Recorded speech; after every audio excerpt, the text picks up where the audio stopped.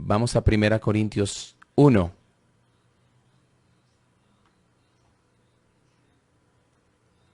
Y se convierte en el tema principal de ese capítulo, el llamado de Dios. Y quiero hacer esta declaración mientras buscan. Es muy representativo, especialmente en el Nuevo Testamento. Estas doctrinas de la gracia soberanas, y son muchas, siempre se expresan en los capítulos primeros de los libros. No están escondidos atrás, donde nadie las va a encontrar. Están allí, en el mismo comienzo de cada libro. Pablo no se avergüenza de ningún modo de hablar de la gracia irresistible de Dios. 1 Corintios 1:2. A la iglesia de Dios que está en Corinto. Paremos ahí. La palabra iglesia, eclesía, sencillamente significa los llamados. Eso es lo que significa, es lo que es una iglesia. Aquellos que han sido llamados del mundo de las tinieblas al reino de la vida. Es lo que significa la palabra iglesia, los llamados. Dice, a la iglesia de Dios que está en Corinto, a los santificados en Cristo Jesús, llamados a ser santos. Cada creyente es un santo. Y cada creyente es un santo porque han sido llamados por Dios por un llamado irresistible. Y el resultado es que ellos entonces claman el nombre del Señor. Primero Dios llama y luego nosotros clamamos. Primero Dios nos llama por nombre y en respuesta nosotros llamamos el nombre del Señor. Y sigue en el verso 2. Llamados a ser santos, con todos los que en cualquier lugar invocan el nombre de nuestro Señor Jesucristo. Por favor, vean el orden aquí. Primero Dios llama con un llamado irresistible al corazón humano que nos atrae a Cristo. Nosotros luego, porque hemos sido iluminados por el Espíritu Santo y convencidos del pecado, entonces nosotros llamamos al Señor Jesucristo para que nos salve. Pero escuchen esto, nadie va a llamar el nombre del Señor a menos que Dios los llame primero a Cristo. Primero Dios llama, luego nosotros llamamos. Es un principio fundamental de teología. Dios siempre es primero. Dios y el hombre siempre responde a lo que Dios está haciendo. Ahora miremos el verso 9. Fiel es Dios, por el cual fuiste llamados a la comunión con su Hijo Jesucristo, nuestro Señor. Otra vez, nadie va a tener comunión con Cristo, a menos que Dios el Padre los llame a la comunión con Cristo. He hablado con muchos y dicen, bueno, este llamado es para el servicio y para el ministerio. No, bueno, hay un llamado vocacional, por supuesto, pero aquí está hablando de un llamado salvador, porque somos llamados a la comunión con su Hijo. Significa a una relación personal con Jesucristo. Nosotros no solamente conocemos de Cristo, sino que conocemos a Cristo. Venimos a una relación con Él. Vamos al verso 24. Pablo identifica a los creyentes de esta forma. Si es un creyente, eso te va a identificar. Mas para los llamados, aquí esto se establece por el artículo definido, los llamados. Así judíos como griegos, Cristo, poder de Dios y sabiduría de Dios. Aquellos llamados por Dios experimentan el poder de Dios en sus corazones para responder. Y ahora pueden ver la cruz donde Cristo fue crucificado. Y saben que es la sabiduría de Dios, el único medio por medio del cual Dios puede tener comunión con hombres pecadores. Ahí está en la cruz de Jesucristo. Veamos el verso 26. Pues mirad, hermanos, vuestra vocación o vuestro llamado. En otras palabras, consideren quiénes eran cuando Dios los llamó. ¿Dónde estaban cuando Dios los llamó? Si ustedes y yo vamos a llamar a un grupo para empezar una iglesia, nos gustaría elegir a los poderosos, inteligentes, los bonitos. Nos gustaría llamar a los líderes de nuestra ciudad. Eso haría que todos desearan venir a la iglesia, los ricos, los famosos. Pero así no es como Dios establece su iglesia. Él hace totalmente lo opuesto. Miren el 26. Pues mirar, hermanos, vuestra vocación, que no sois muchos sabios según la carne. No muchos de la Academia de Atenas, no muchos que estudiaron con Aristóteles o Platón, no muchos de ellos habían sido entrenados en los institutos de educación. La verdad, Dios pasó por alto a esa gente y Dios escogió a los más pequeños que no tuvieron la oportunidad de recibir educación. No tuvieron la oportunidad de ser poderosos. Dice, no muchos sabios, ni poderosos, ni muchos nobles fueron los que Dios llamó a la fe de Cristo. No hay muchos poderosos en este mundo. No muchos presidentes y alcaldes. No muchos jueces. No muchos poderosos y ricos. Poderosos e influyentes en su cultura o en su sociedad o en sus gobiernos. No. Dios no los necesita. De hecho, Dios ha escogido y ya ha llamado a lo opuesto, los débiles y lo necio de este mundo. ¿Por qué Dios hizo eso? Para que Dios reciba toda la gloria cada vez que se funde una iglesia. Para que nadie pueda decir, bueno, por eso es que esa iglesia es exitosa, tienen todos los poderosos y ricos. Así no es como Dios llama. Por supuesto, habrán algunos, pero en la mayoría realmente Dios los pasa por alto. Por eso Dios llama gente ordinaria como tú y yo. Y luego dice, no muchos nobles. Espero que tengan sus Biblias abiertas. No hay mucha gente de nacimiento noble. Aquí los llamamos gente de la alta sociedad. No de que tengan un pedigrí de ricos, nacidos en familias ricas e influyentes. Incluso que hagan parte de la realeza. No los llama a ellos.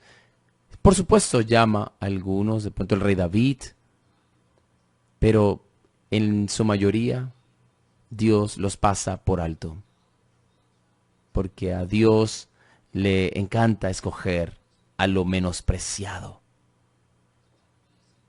Así que eso es algo maravilloso. A quienes Dios llama. Miremos el verso 27. No hemos terminado.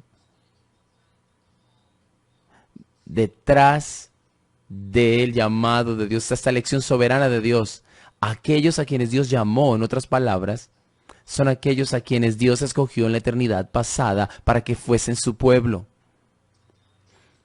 Si Dios hubiese escogido el mundo entero, entonces el mundo entero sería llamado. Pero Dios ha escogido a algunos y solo unos pocos son los que Dios llama con gracia irresistible. Así que en el verso 27, sino que lo necio del mundo escogió. ¿Ven la palabra escoger? Y está conectado inseparablemente con el llamado de Dios. Aquellos a quienes Dios escogió los llamó y aquellos a quienes Dios llamó escogió. Ha escogido Dios a lo necio, lo tonto del mundo para avergonzar a los sabios. Esas personas que el mundo mira bajo sus hombros. Y dices, un montón de tontos. Esas personas que el mundo menosprecia son aquellos a quienes Dios escogió y a quienes llamó en su comunión con su Hijo. Y seguimos leyendo el verso 27. Dios escogió a lo débil del mundo para avergonzar a lo fuerte, débil en finanzas, débiles en influencia y educación, débiles en sus posiciones en la sociedad. A ellos Dios llamó para que fuesen la iglesia del Señor Jesucristo. Habrán algunos quienes son exitosos de acuerdo a los estándares del mundo, pero son pocos. La mayoría en la iglesia son solo personas que el mundo ni siquiera le presta atención. A ellos Dios escogió. Y luego en el verso 28, Pablo no ha terminado. Y lo vil del mundo significa aquellos que están en las partes más bajas de la vida, aquellos que están bajo cero en la sociedad, y lo menospreciado, aquellos a quienes el mundo no les quiere prestar atención. A esos Dios ha llamado.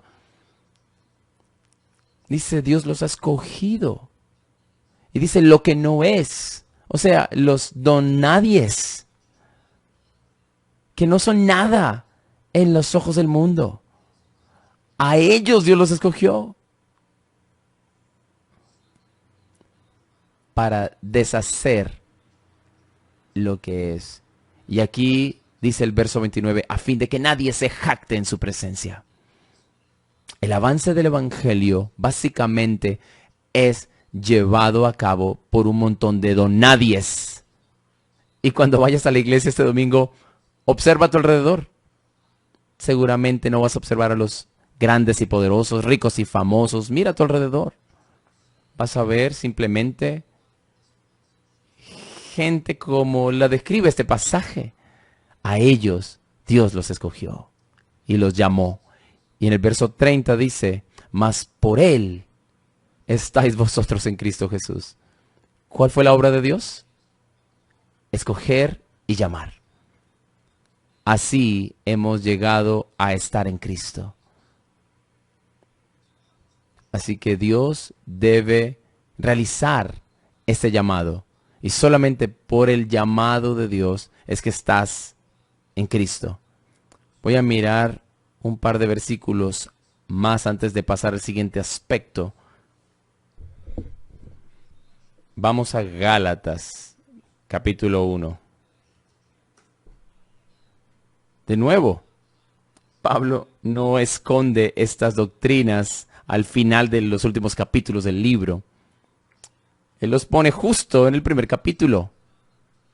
Y fue una enseñanza muy común en la iglesia primitiva. Y no tenía prácticamente que ser explicada ni definida porque era conocida esa gracia irresistible de Dios. Gálatas 1:6 dice, estoy maravillado de que tan pronto os hayáis alejado del que os llamó por la gracia de Cristo. Cada creyente es llamado por la gracia de Cristo. Y es una gracia irresistible. Mira el verso 15. Pero cuando agradó a Dios, que me apartó desde el vientre de mi madre y me llamó por su gracia, revelar a su Hijo en mí, pueden ver, con el fin de que Dios revele su Hijo a un pecador, Dios debe primero llamarlos a un encuentro con Cristo y a una relación con Cristo. Y aquel a quien Dios llama, de acuerdo a Pablo, ha sido escogido desde el vientre de la madre para conocer a Cristo y predicar a Cristo. Les voy a mostrar 2 Tesalonicenses 2.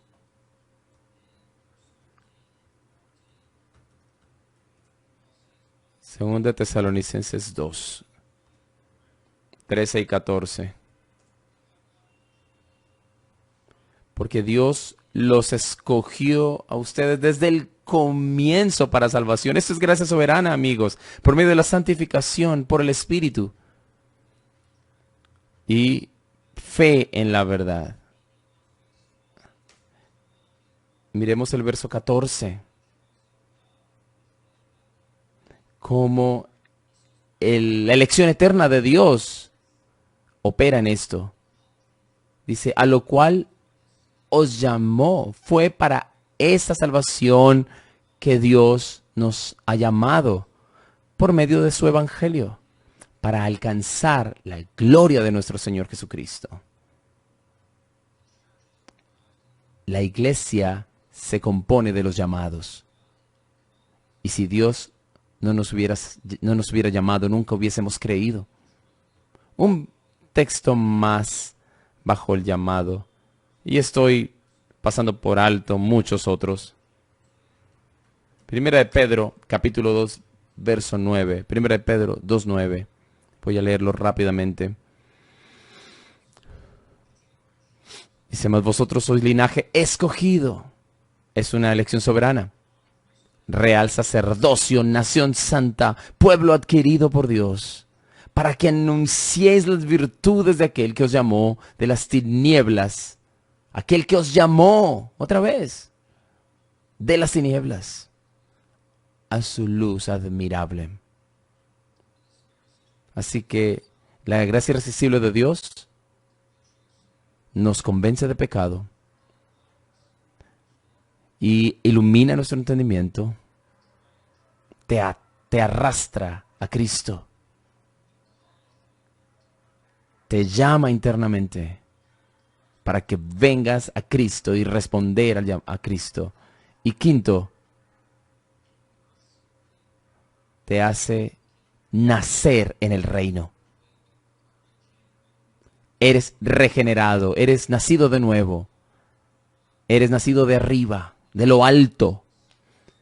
Y es una palabra exclusiva de Dios y de Dios solo. Como una manera de analogía. ¿Qué hiciste tú para nacer físicamente? Nada. ¿Qué hiciste tú para nacer espiritualmente? La respuesta es nada. Fue una obra enteramente de Dios. Y esto es muy importante. Y unos versículos importantes. Versículos importantes. Ezequiel 36. Este es el pasaje premier en todo el Antiguo Testamento sobre el nuevo nacimiento. Y quiero que vean cómo es la obra de Dios únicamente en el corazón humano. Esto es parte de la gracia irresistible.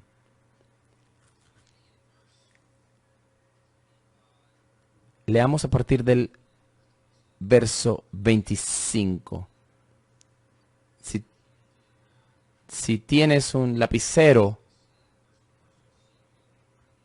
encierra con un círculo la palabra yo, empezando en el versículo 25. Y quiero que sepan que aquí Dios es el que está hablando. Y cuando dicen yo, Dios es el que está hablando. Y yo esparciré sobre vosotros agua limpia y seréis limpiados de todas vuestras inmundicias y de todos vuestros ídolos. Verso 26, y yo os daré un corazón nuevo y pondré espíritu nuevo dentro de vosotros. Y yo quitaré de vuestra carne el corazón de piedra y os daré un corazón de carne. Y yo pondré dentro de vosotros mi espíritu y haré que andéis en mis estatutos y guardéis mis preceptos y los pongáis por obra. El nuevo nacimiento es exclusivamente un trabajo de Dios, únicamente. No es una obra de Dios y el hombre. No es una obra del hombre, es una obra de Dios. Y solo Dios. Solo Dios puede dar nueva vida en un corazón espiritualmente muerto. Los muertos no se pueden levantar a sí mismos. La gente no puede causar por ellos mismos nacer de nuevo. Es un pensamiento ridículo. Dios tiene que intervenir. Y Dios debe ejecutar un trasplante de corazón para que alguien pueda creer. Los hombres muertos no pueden creer. Los hombres muertos no hacen otra cosa que oler mal. Los hombres muertos no pueden entender ni venir a Cristo.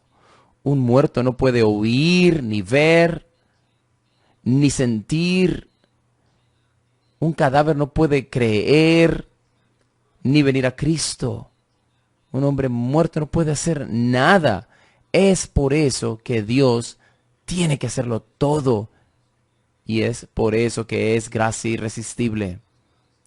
Porque Dios es el único quien está en operación en el nuevo nacimiento. Así que dice el verso 25, los limpiaré de todas sus inmundicias y de sus ídolos. Mire, Dios es quien va a limpiar el alma. Porque Él va a poner un corazón nuevo en esa alma. No va a poner un corazón nuevo en una casa sucia, en un alma sucia. Así que primero nos limpia. Limpia lo interior de una persona. Y el verso 26, luego les daré un corazón nuevo. Y pondré espíritu nuevo dentro de vosotros. Quitaré de vuestra carne el corazón de piedra. Un corazón de piedra es un corazón frío que no responde a Dios. Corazón de piedra está muerto. Es un corazón endurecido en contra del Evangelio y contra Cristo y contra Dios. El corazón de piedra está endurecido por el pecado y no puede creer el Evangelio. Así que Dios primero debe arrancar ese corazón de piedra. Y luego dice, y les daré un corazón de carne. ¿Qué es un corazón de carne? Es un corazón vivo. Corazón que está viviente, que responde a Dios, que tiene vida espiritual. Un corazón que puede creer en Jesucristo. Nadie puede creer en Cristo hasta que no reciba ese nuevo corazón. Verso 27. Y pondré dentro de vosotros mi espíritu. Y haré. Eso es muy fuerte. Palabra fuerte. Dios hará a aquel que ha nacido de nuevo que andéis en mis estatutos y guardarán mis preceptos si los pongáis por obra. Esto es maravilloso. La única forma en que alguien puede llegar a querer el Evangelio es que primero Dios arranque su corazón de piedra y Dios primero les dé un corazón de carne y que Dios ponga su espíritu en ellos. Dios siempre va primero. Déjenme hacerles esa pregunta. Tengan cuidado con su respuesta.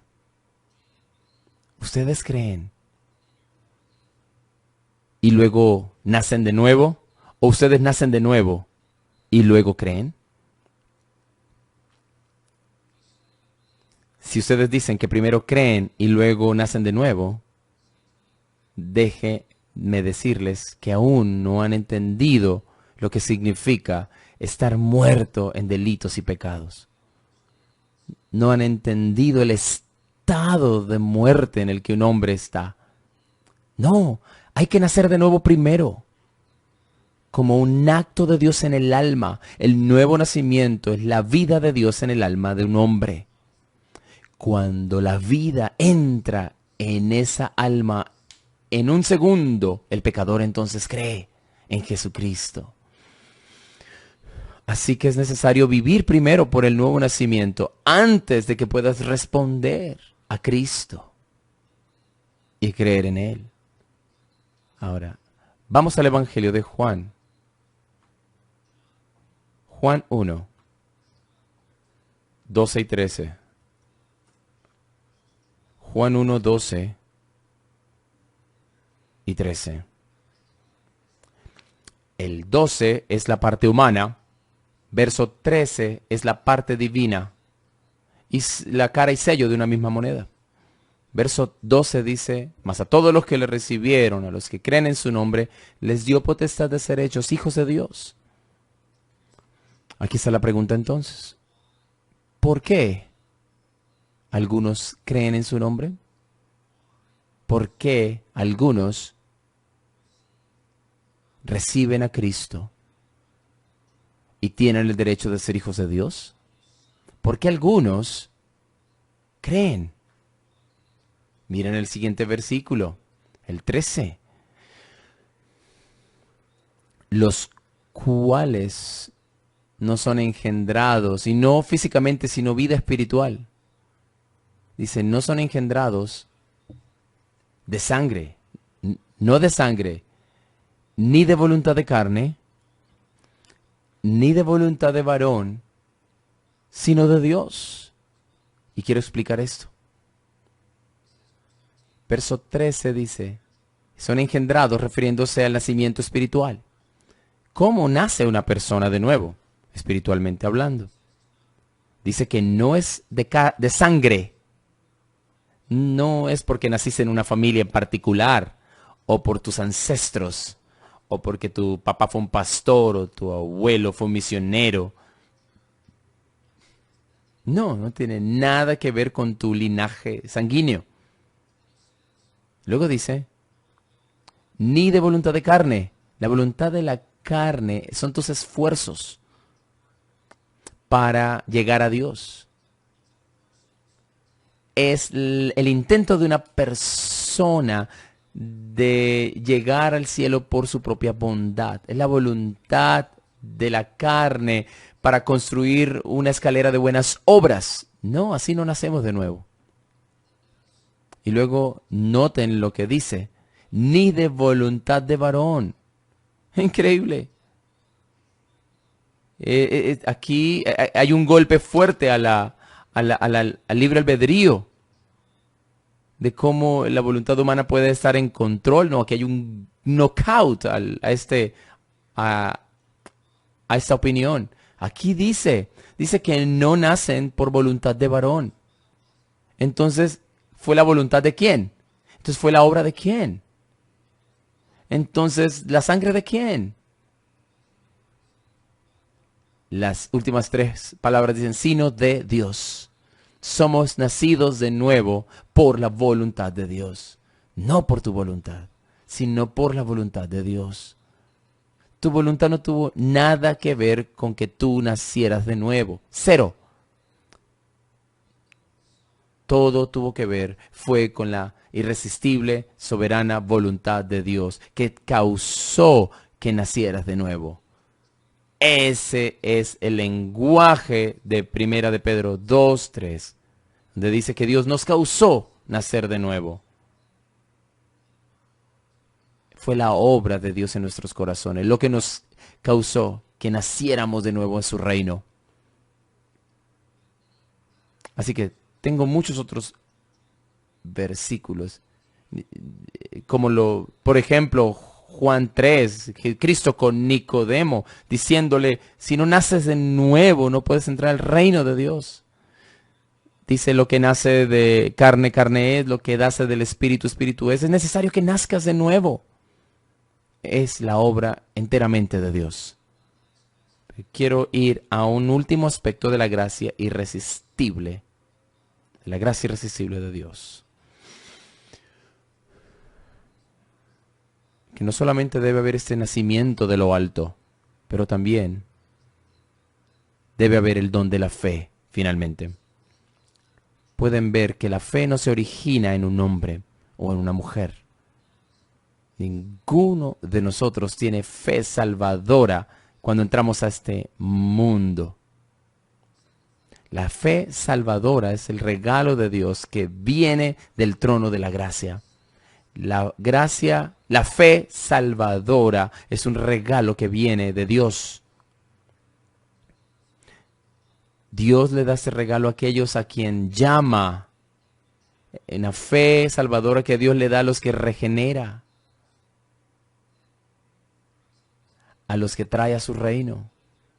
En el momento de su ingreso, la fe salvadora es el regalo de Dios. Hay unos pasajes muy fáciles, pero quiero que vean este texto. Efesios 2, 8 y 9, versículos muy conocidos. Dice la Biblia, porque por gracia sois salvos por medio de la fe. Y esto no de vosotros, pues es don de Dios, no por obras, para que nadie se gloríe. Aquí está la pregunta del $1.000.000. ¿Cuál es el don de Dios en este versículo? ¿Qué es aquello que tú no puedes hacer y trabajar para obtener? Bueno, porque por gracia sois salvos por medio de la fe. El regalo de Dios es la fe para creer, así como la gracia. De hecho, es gracia lo que te da el regalo de la fe. Dios debe darle al pecador fe para que crea antes de que ellos puedan creer. Nadie puede creer en Cristo. Dios debe capacitarlos para que crean en Cristo. Vamos a Hebreos 12:2. Y esto es un versículo glorioso. Es tremendo. Si esto no está emocionando tu corazón necesita un poco de ayuda. Escucha esto, Hebreos 12:2. Puesto los ojos en Jesús, el autor y consumador de la fe. ¿Quién es el autor de tu fe? ¿Quién es el creador y el dador de la fe en ti? ¿Cuál es la fuente de tu fe?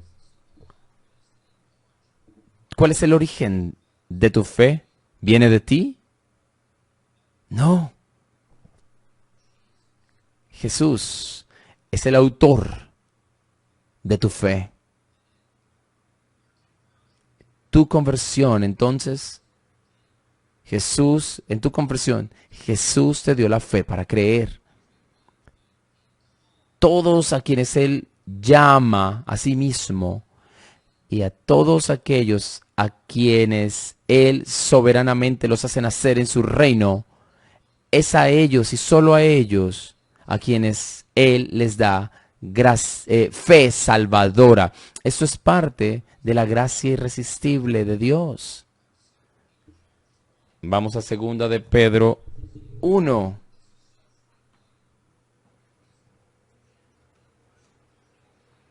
Y aquí Pedro no esconde nada, esto lo pone de primera mano para que todos vean, y no hay controversia de esto con Pedro. 2 de Pedro 1, verso 1, Pedro dice, Simón Pedro, siervo y apóstol de Jesucristo, a los que habéis alcanzado una fe igualmente preciosa que la nuestra. ¿Pueden ver? Ustedes creen únicamente porque han recibido la fe. Fe salvadora. Es la obra de la gracia de Dios. Primera de Juan 5:1. Primera de Juan 5:1. Todo aquel que cree que Jesús es el Cristo es nacido de Dios. Ahora, ¿tú creíste primero y luego naciste? ¿O naciste de Dios y luego creíste? Bueno, es por eso que necesitamos conocer la Biblia, estudiarla y poder tener acceso a esta información en los idiomas originales. Eso fue escrito en griego. La palabra creer está en presente. Pero nacido está en un tiempo presente perfecto y debería ser traducido de esta manera. Quien cree justo en este momento que Jesús es el Cristo, ha sido o ha nacido de nuevo. O sea, naciste primero de nuevo y luego creíste. Y vamos a ir al último versículo, Hechos 3:16, que dice que toda fe en Cristo viene por medio de Cristo. Toda la fe en Cristo es una fe que viene de Cristo y por medio de Cristo. Cristo es el objeto de nuestra fe y Cristo es la fuente de nuestra fe. Así que nosotros creemos en Cristo con la fe que Cristo nos ha dado. ¿Y a quién le da Jesús esta fe? ¿Se las da a todos? No, no, se las da únicamente a aquellos a quienes el Padre ha escogido para salvación desde antes de la fundación del mundo. Y el Padre le dio estos escogidos al Hijo para que sea su novia elegida. Jesucristo vino al mundo en una misión de salvación para salvar a esas ovejas. Y por medio del Espíritu Santo, Jesús le da gracia, fe salvadora a estos escogidos, por quienes Él murió. A ellos les da fe. Y esta fe realmente viene de Dios el Padre, por medio del Hijo, por el Espíritu, con el fin de creer en Jesucristo. Entonces, la gracia irresistible es gracia salvadora. Es todo lo que Dios ha planeado y predestinado y provisto para salvación. Es irresistible porque la voluntad eterna de Dios es inmutable. La voluntad eterna de Dios es omnipotente y vence la resistencia de todos aquellos que han sido elegidos por el Padre, redimidos por el Hijo y regenerados por el Espíritu Santo. Y ellos son y se les da inmediatamente fe y arrepentimiento para creer en Cristo. Creo que probablemente debo traer esta enseñanza ya a término y dar tiempo para preguntas y respuestas. Y estaré muy feliz de responder cualquier pregunta que surja.